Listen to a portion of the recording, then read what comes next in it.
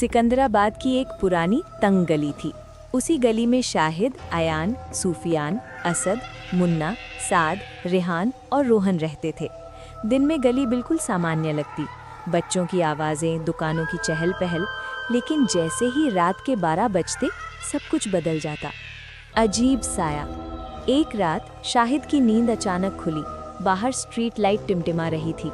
उसने खिड़की से झांका तो गली के कोने पर एक लंबा साया खड़ा दिखा। साया धीरे धीरे दीवार के साथ सरक रहा था, लेकिन वहां कोई इंसान नहीं था। अगली सुबह उसने अयान और सूफियान को बताया। सबने हंसकर बात टाल दी। पर उसी रात रेहान ने भी अपने दरवाजे पर किसी के कदमों की आहट सुनी। दरवाजा खोला तो बाहर कोई नहीं था, बस ठंडी हवा का झोंका।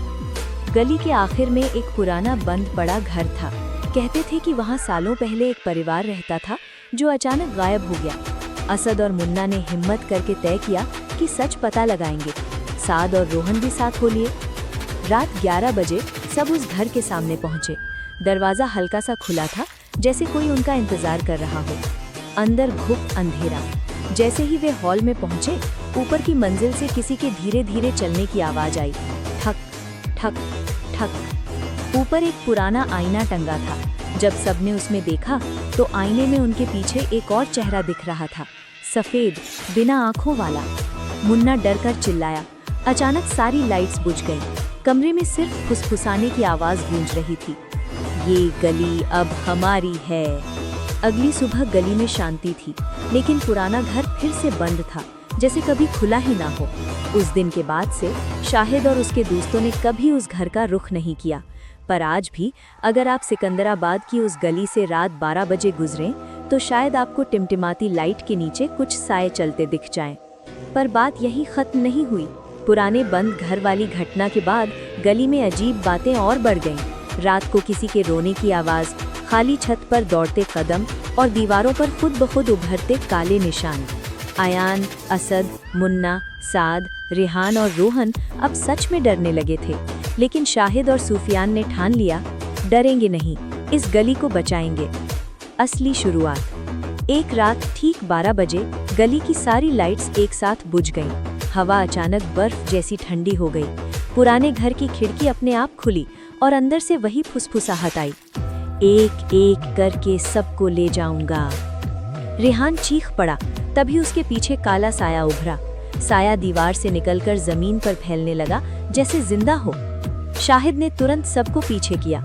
उसने याद किया कि दादी कहा करती थी, अंधेरे से लड़ने के लिए डर नहीं, रोशनी चाहिए। वो घर के अंदर भागा और टॉर्च जला दी। जैसे ही रोशनी साए पर पड़ी, वो तड़पने लगा। सूफियान ने हिम्मत दिखाते हुए टूटा हुआ आईना उठाया और साए के सामने कर दिया। आईने में साया खुद को देखकर और विकराल हो गया। अचानक आईने में एक चेहरा साफ दिखा। वो उसी पुराने घर का मालिक था जो सालों पहले गुस्से और लालच में सब छोड़कर चला गया था।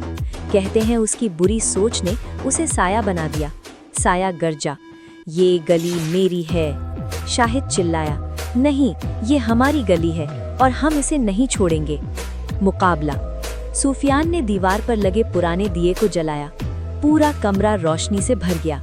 जैसे जैसे रोशनी बढ़ी, साया छोटा होता गया और आखिर में एक तेज चीख के साथ धुएं में बदलकर गायब हो गया। गली की सारी लाइट्स फिर से जल उठीं। ठंडी हवा गर्म हो गई। सब दोस्त एक दूसरे को देखकर मुस्कुराए। उस दिन के बाद गली में फिर कभी कोई अजीब घटना नहीं हुई। सब जानते थे, अगर अंधेरा लौटेगा भी तो शाहिद और सूफियान खड़े मिलेंगे, रोशनी बनकर।